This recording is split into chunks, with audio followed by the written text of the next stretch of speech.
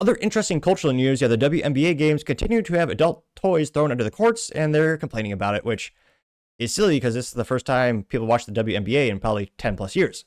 This brought to us thanks to Colin Rugg, and he says, quote, new WNBA coach says it's, quote, time to take action against people throwing adult toys on the court during games, saying, quote, we're not the butt of the joke, which she's not very bright. Well, of course not. She's working in WNBA, but yeah, in terms of the falling right on top of a word pun, well, you did it. And this is one of the coaches. Things onto the court. Obviously, you guys know what the object is.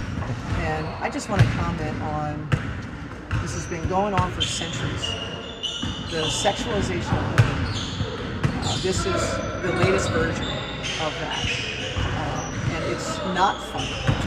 And it should not be the butt of jokes on any radio shows, or in print, or in any comments. The sexualization of women is what's used to hold women down. And this is no different. This is just its latest form. And we should write about it in that way. And these people that are doing this should be held accountable. And we're not the butt of the joke. They're the problem. And we need to take action. Thanks. No, you are the butt of the joke because the WNBA is a joke. It's hilarious. She says, men are keeping women down. No, the WNBA is run by women, famously. They even have a sugar daddy. Even with a sugar daddy and being run by strong women, they haven't made a profit ever in 28 years. They've wasted about $400 to $500 million in terms of losses. And again, the U.S. population is slightly more than 50% women. So again, if every woman watched the WNBA, they would presumably make the same, if not more, money than the NBA. Spoiler, no one watches the WNBA except their family members. The players' family members, that is. And perhaps one or two guys if they're forced to. Like, if you lose a bet, maybe a guy will be, he'll make his friend go watch a game. But again, you should always hold your friend, to their word if they lose a bet. That's one of those few times where I'd be like, oh, I don't know if I can do that to you, bud. I know we said the loser would have to go see a WNBA game, but I don't want you to die of boredom. And there's a not 0% chance that could happen if you were to go to a WNBA game. Now, hilariously enough, this is actually the first time people talked about the WNBA in a couple months. And again, they're doing it because it's funny. And it is. And it's because the WNBA players are just so boring. They make me look like an athlete, which is saying something. Don't get me wrong, I love to run and I work out daily. But in terms of hand-eye coordination, let's just say I can maybe get the basketball to go in the hoop once every couple of times, maybe. But yeah.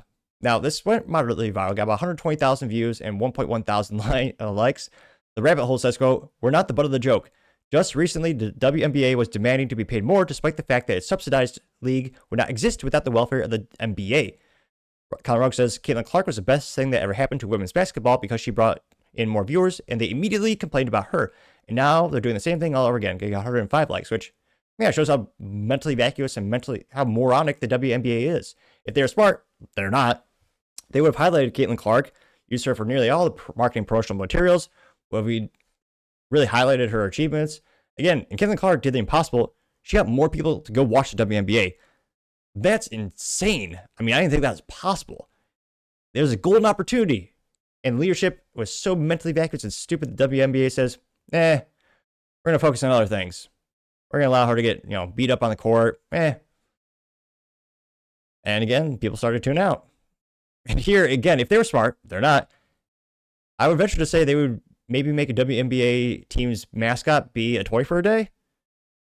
I find if you lean into the meme, the meme as I call them, or the joke, it's much more effective marketing. It would be hilarious. People, if they can go with the joke, if one of the players were to throw it back or do something like that, maybe more people would tune in overall.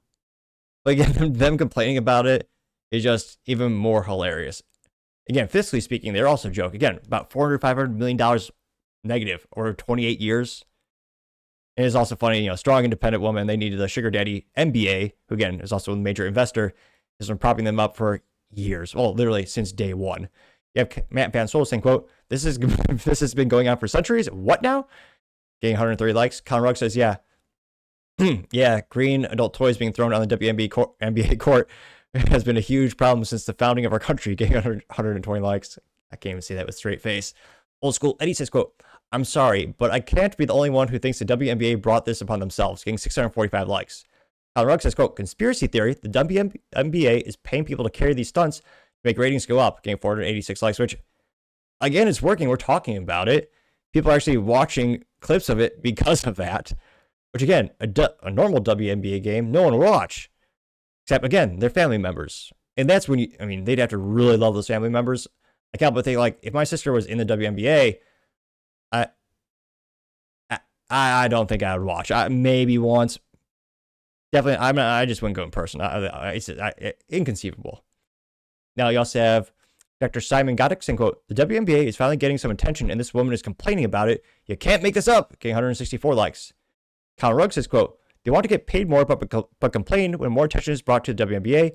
You can't force people to enjoy women's basketball. They want more attention. They shouldn't complain when they get it, even if it's not the type of attention they wanted.